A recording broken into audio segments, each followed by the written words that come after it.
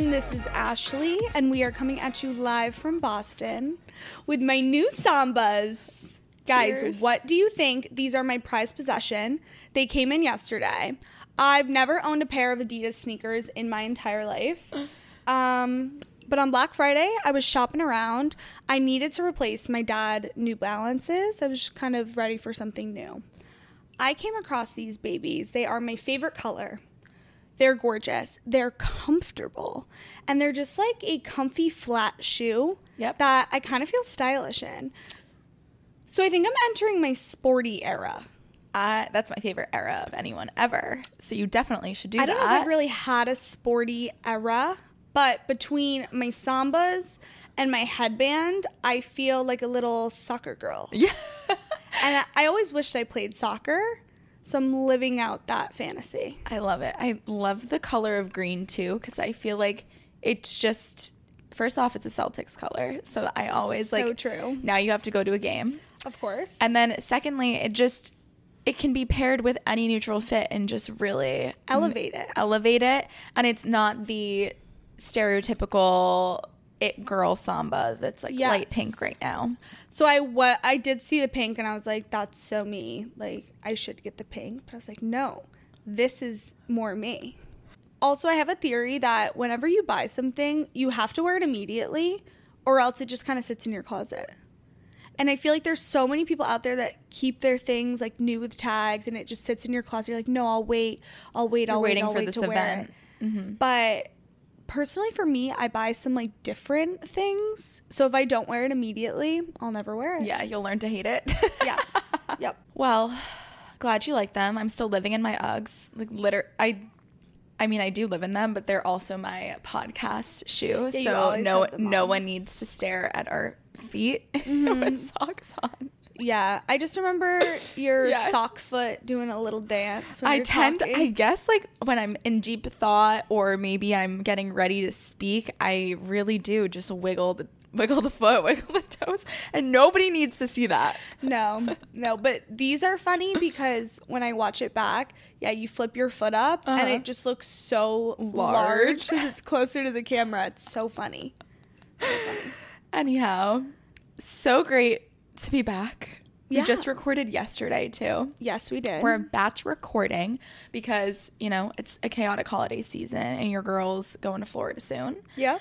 And we have a lot to talk about. We have so much to talk about. I feel like the time that we're in just warrants a lot of reflection. It warrants a lot of goal setting, and it could be overwhelming for some people. So this topic of today's episode, how to prep for a new year or fresh start, and just trying to like get your mind, environment, energy clear so that you can go into the new year not feeling like a chaotic mess or something that has just rolled into January 1. Everyone always talks about New Year's resolutions and New Year's goals, but no one ever tells you how to prep for those and how to set them and how to be in a good headspace to enter the new year in. And I think that's honestly more important than actually coming up with your list of goals for the year. Yeah. You want to have them be goals that you stand by, that you know are in deep alignment with yourself and who you want to be in the upcoming year. And it is so, exactly what you said, it's so overwhelming at this time. And we're going to blink and it's going to be the new year because the holidays fly by. So we're here to remind you how to prep. We're getting ahead of it. We're being prepared, as we always are. And I love this for us even more because we're obviously doing this for you guys. So thank you so much, but it's making us think about our lives even earlier. Yeah, exactly. And rather than this just be an episode of, the goals that we're setting for ourselves, like we're just going to break down actionable tips for you to be able to take this into your own life and decide for yourself, like what your goals are. Ash and I were talking about it earlier, and like, this is a time where you go on Instagram and you see everyone's 2023 highlight reels. You see the goals that they're setting or what they achieved in this past year. And I think it could really feel, it breeds a place of comparison that we do not need in this world. The only thing that we should be thinking about is like how we are feeling, and we want to compare ourselves only to ourselves, but in a way that feels like a space that you can just continue to grow off of, as opposed to a space where you feel like you're getting down on yourself or comparing yourself or not feeling like you're stacking up to what other people are doing. So with that, I think we should start with the 2023 reflection. First step here on how to prep for a fresh start is reflection. Where do we start with that? You know, people are like, oh, just reflect on your year, set some goals. It's like, okay, but how? Yeah. Like, that's such a big ask on a whole year. Yeah, it's so high level. Thank God I take as many photos and videos as I do, because it really just chunks the year together so nicely and paints that picture. Figure out kind of, first off, what the hell you did. What were your highlights? What were your lowlights? Understand what gave you the most energy this year that you want to carry into your next year. And then what drained you, and like what is not worth your time or something that you don't necessarily want to bring into a new year. Yeah, I think those are easy ways to identify what you want to do more of and what you want to do less of. And maybe you surprised yourself. So maybe you, I don't know, took a trip somewhere local instead of, the goal was always to travel to Europe, but maybe you did something with your friends, like in the middle of nowhere in an Airbnb. And it's like, oh, that was actually a highlight of my entire year. Maybe I don't need to go travel the world. Maybe I just need to be in a local place with people I love. Exactly. Like, get deep with it. Yeah. Like, really pay attention to what truly gave you energy and what weren't you expecting. Yeah. One of mine, Noah Khan concert. That was the first thing that came to my mind. I was like, literally a local concert in the middle of nowhere in New Hampshire with some of my favorite people, watching my favorite artist before he literally blows up and gets so freaking big, even though he already kind of is there now. That was also like, that's a good one, because for me, I don't even like concerts. Yeah. I would, even Noah Khan, I could probably, when you first asked me, I was like, yeah, I could take it, I could not, whatever. Like, we should go. Like, that would be a fun thing to look forward to. That was one of the best nights of the entire year. Yeah, exactly. And I now realize I can actually love a concert when I'm with good people and I know all the songs. Exactly. And we're in VIP. And it's nice and sunny outside when we make t-shirts, when we have a weekend getaway. I mean, there's so many reasons to love the weekend, but actually, I digress. Speaking of VIP, another top memory for me is when I went to Dreamville Festival, J. Cole's music festival in April. Yep. It was because I was VIP. And that is just setting a bar that I cannot financially maintain. So we have to reframe in 2024. Okay, so after checking in with yourself and identifying what did you love, what were some lows, what's the next step? The next step is to think about the goals that you've set for yourself in 2023. Think back and see where you are now in comparison to that. And key here is, if you did not achieve what you wanted to achieve, that is okay. It's okay for directions to turn and life to pivot, and there are so many like unforeseen circumstances that are completely beyond your control. But at the end of the day, you're just making sure that you now know where you are in reference to those goals, so you know which new goals to make, and if those goals that you set for yourself originally last year even matter to you today.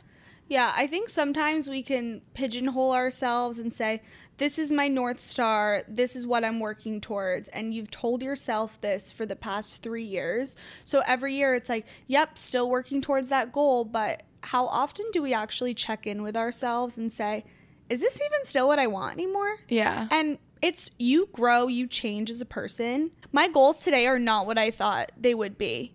No. 3 years ago. No. And that's okay. That's good. It's showing growth. So it's okay to be like, you know what? Yeah, that was my top goal last year. I realized this year that's actually not what I want anymore.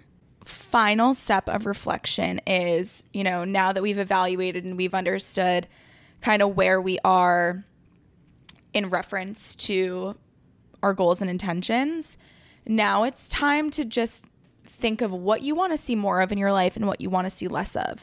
And in saying that, as a blanket statement, you're probably like, okay, great. Where the fuck do I start? Yeah, it's so overwhelming. Our recommendation is to kind of look at your life in different buckets or chunks. Some of those being family, work, relationship, self-love, passions, fitness, wellness. Did you say work? I said work. Work. Yeah, that's pretty much it. Whatever. Yeah. Choose like 5 to 6, and I'll give an example because once again, it doesn't. Finances. Oh yeah, that's one that's Number easy one, to forget. 2024. Finances. No, seriously. But an example of like a finance one. What do I want to see more of and less of? Just to get a little bit more granular. Maybe I want to find a stable side income in some way, shape, or form. That's what I want to see more of. What I want to see less of is, spending whenever I see a bright new shiny item. Yes, of course. Of course. These aren't things that need to be like smart goals per se. It's just, what I want to see more of and less of so that I can then create goals from that. Yes. So I think that's an important distinction. This is simply just an exercise of here are all my categories. What do I want more of? What do I want less of? Not, okay, I want to see more of my family. I'm going to call them every Sunday. I'm going to have a list of people. This is how I'm going to stay in touch. We're not doing the actionable steps yet. No. We're just simply identifying. Exactly. Because the last thing we want is to all of a sudden do this, come up with 25 ways you're going to rebrand your whole life, and then you're going to achieve zero of them. Because it's way too overwhelming. Yeah, way too much. That's not what this is supposed to be. Another thing I want to do this year, like once we get to this step of bucketing our lives of what we want to see more and less of, this idea of pillars in your life, I want to look inward and look at everything and say, okay, what do I truly value? Like, what are my top either 3 or 5 pillars that I want to live my life by? Like, every decision I make every single day, I want it to align with like these pillars. I don't even know what my pillars are, and I think that's a big old question mark that I should figure out. Yeah, I don't even necessarily think it needs to be pillars too, but it's more so your why. Ultimately, the why is what keeps you moving forward. It's like on those bad days when you don't really feel like getting out of bed, or you don't really feel like going to the gym, even though your goal is to do it X times per week. The why is the deep rooted, more like self-fulfillment prophecy or like reason why you get up and actually work towards those goals. Okay, so now that we've kind of finished the reflection piece of prepping for a fresh start, now it's the fun part. We need to make it feel like we're about to have a fresh start. It is so hard to change your life when everything around you feels exactly the same. Because you're going to be able to very easily fall back into your old routine, your old goals, like where you're comfortable. So we got to switch it up. We got to clean it up. We got to do all the things. Yeah. First tip here is, if you guys know me by now, I love to rearrange my apartment. If I could do so once a month, I would be thrilled. Joe will not let me do that. I now have to share a space with somebody.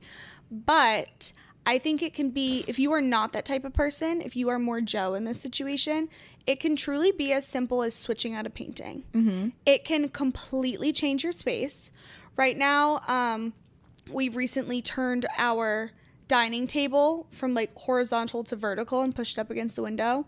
We're obsessed with it. I would have never thought it before, but it creates a more open space. When we have dinner night together, like we're sitting across from each other and we both have the same views on either side, and we just feel really good about it. Yep. And I think we walk out, Joe actually walked out this morning from the room, and he was like, oh, I totally forgot we changed everything around. It looks so different.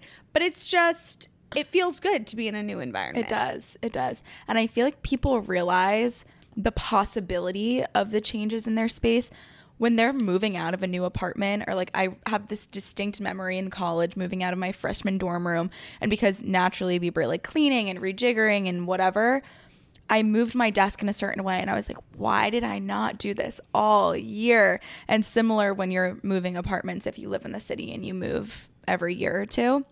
So why not just test it out? If you hate it, you switch it back. Yeah. But it really just, it reinvigorates life. It does. Absolutely. Next is deep clean your space, which is rather obvious. It is, but how many people get back from the holidays and it's that week before Christmas and New Year's? Honestly, the last thing you're going to want to do, of course, is deep clean your space. But Christmas music, I was about to say, put on some Christmas music. Christmas music will not be allowed after December 25th. Considering you've been listening to it before Thanksgiving. Yes. Put on a nice playlist, put on this podcast, and get to work. Deep clean that space. There's no better feeling. Yeah. Or pay someone to do it for you. Yeah. I was like, I say as we get our apartment cleaned every month. I don't, and I don't know why, but I think Wednesday night this past week, Matt and I, we divided and conquered. Like, he took the bathroom, I took the kitchen, and if you have someone to do it with, that definitely makes it more enjoyable. Totally. But regardless, it needs to be done. You're going to regret it if you don't. The other day, I cleaned out our fridge just because I found a little extra time. I was like, you know what? Let me clean out the fridge. Wiped down all the things. I reorganized the drink section, moved them from up top to down bottom. Now when I go to open my fridge, I feel better. And that's such a small, tiny little niche part of your apartment. Yeah. But it can make such a big difference. As you are deep cleaning your space, maybe you're rearranging your closet, another one of my favorite activities, which I can't wait to do. Should I tell them about how much time I have this month? Yeah, you should. Okay, brief pause. So today as we're recording this, it's December 8th. Okay, everybody guess how many more days I have to work this month. I'll give you a second. I will say I will give Courtney some props. She guessed it on the first try. 5 days. I only have to work 5 more days this month, and it's only December 8th. And oh my God, I just got butterflies thinking about it. I've never taken a full week off of work ever since starting. It just feels too significant. But I had rollover vacation days. I didn't travel this year. You guys know this. I have a bunch left this year, and I refuse to not use any. So I just have so much time to clean out my closet, to deep clean my space, to rearrange things, and I could not be more excited. All to say, as you are deep cleaning, rearranging, this is also the time to get rid of items, clothing, couch pillows, throw pillows, blankets, anything you can think of that is no longer serving you, that's holding energy from your past, anything. Get rid of it. If it's sitting in your space and you don't love it, get rid of it. And if you're holding on to these items because you think you're going to wear them again. You're not. No. If you didn't wear them this past year, get rid of it. Yeah. And also, it's playing into the season of giving. Like, go donate a bunch of amazing things that once served you really well that no longer do and can now serve somebody else. Great point. I love that. Now, one of my favorite sections is how to clean your mind. How to refresh your mental health, honestly, and how to get crystal clear and create capacity for you to then figure out what goals you want for next year. Quick tangent before we dive into the mind. I have figured out how to so easily share a calendar on Apple Calendar. All you do is create a new calendar view and then you can add a person. So Joe is chronically lost in our schedule. He doesn't matter how many times I tell him, he has no idea. All I have to do is add an event to the specific calendar and it shows up on his phone. And it seems like an easy thing to do, but we've tried it before and it does not work. Now, I will also say Courtney and I have conflicting feelings on this. She's a Google Cal girl and I'm an Apple Cal girl. So we're not compatible. But I think there is still a way to do that. But it's changing my life. That's amazing. I love that for you. I also love that for me. So back to the mind.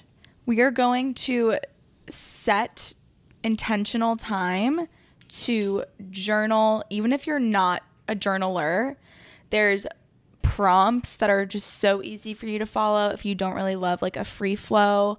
But my favorite thing is honestly to just sit down, open a journal, and just talk about like where I am in life today. Like, today I did this and I'm so excited about this. And like eventually your hand just like can't keep up with your thoughts and it's just going down a hole that once started as like maybe a clear like thought of what you were trying to say, and then all of a sudden you're bringing up how you're feeling about this and what, just it unlocks things because your mind is like moving so fast that once you just get things out on paper, like no matter what it is, it just feels so good, and literally feels like you're taking your thoughts and whatever these built up emotions are out of your entire physical existence. I'm not a journaling girl, but I've had this weird craving to just sit down and like write. I don't know why. I feel like there's things inside that I just need to get out of my head. So I think even if you're not, I'm not either. I'm going to try it. You try it too. And just sit down, do a little, just see what comes out. Yeah, see what comes out. Maybe it's nothing, but I just have this weird feeling that I'm going to feel refreshed. Yeah. And I felt this way for a while now. I just can't get myself to sit down and do it. So I'm excited to actually do that. And the purpose, of course, of this is to just see what's in your mind and get it out of your mind and onto paper. Yeah. So you can see it. Or even just, I don't know. I feel like it is just kind of like a cleaning exercise. Yeah. No, it genuinely is.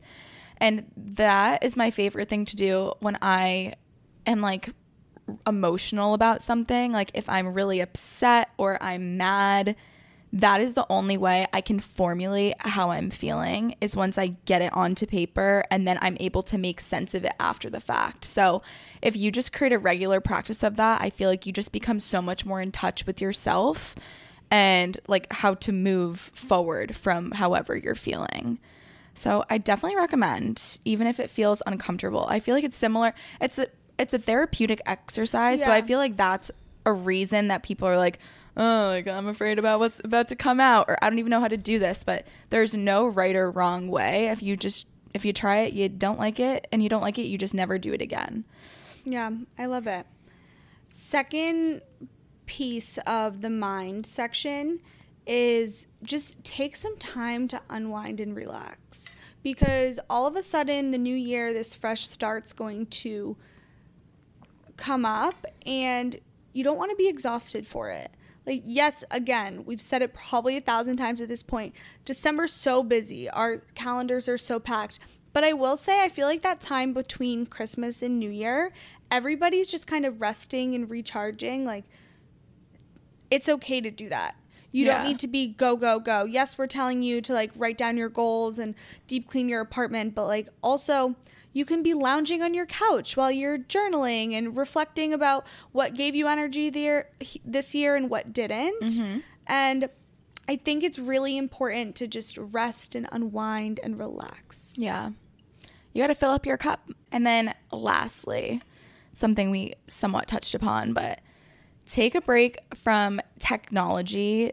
Screens is one thing. Social media is a whole other thing. You're going to be seeing a lot of highlight reels. You're going to be seeing a lot of, I don't know, like all the things I accomplished this year.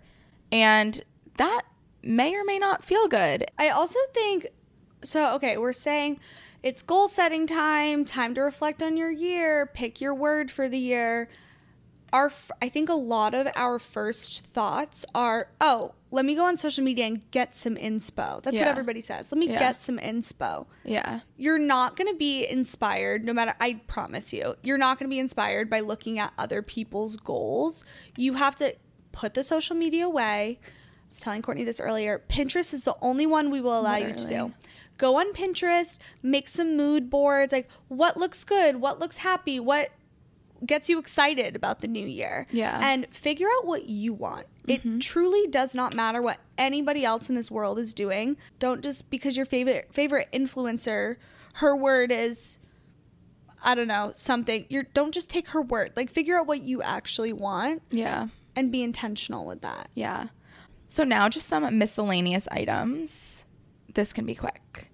Yeah. We're decluttering our inbox. So we're like bulk deleting all of our junk mail. We're getting rid of shit that we just don't need to see. We don't need to see a number of 10,000 in our inbox. Like, get it down to as close to 0 as you can. My inbox is like always at 0. Oh, mine's my Gmail is at like 10,000 right now. Yeah, so decluttering your inbox. I love deleting photos and videos off my camera roll. That is probably one of the number one things that just makes me feel fresh, because there's nothing worse than scrolling back in your camera roll. Or I caved this year and I bought the $10 a month storage because I ran out too many times. For a while I was chasing my tail. Like, I would delete a bunch of things and then I'd go out and take pictures and then I'd get your storage is too full. Terrible feeling. Yeah, the worst. So that's always a good to do. Yeah. Similar to the social media wave we were just riding, we're going to unfollow people that don't make us feel the best about ourselves, or mute them if there's someone that you actually personally know. Like, there's ways to make social media a productive space, and that's one of them. Totally. I think this is a great time of year to do it too. Yeah. Like, get rid of all the people that make you feel bad. Yep. Love it. Cut them out. Cut the fat. Cut the fat. I think this is also a great time in your downtime between Christmas and New Year's. Pick up a self-development book, find a podcast that inspires you, and just get in that wellnessy mindset.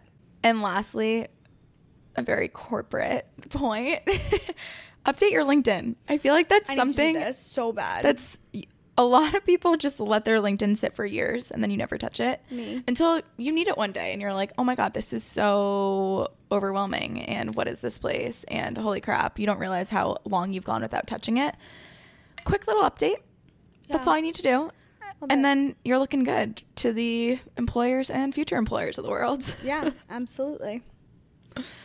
And with that, I think that wraps up our how to prep for the new year and or a fresh start. Yep.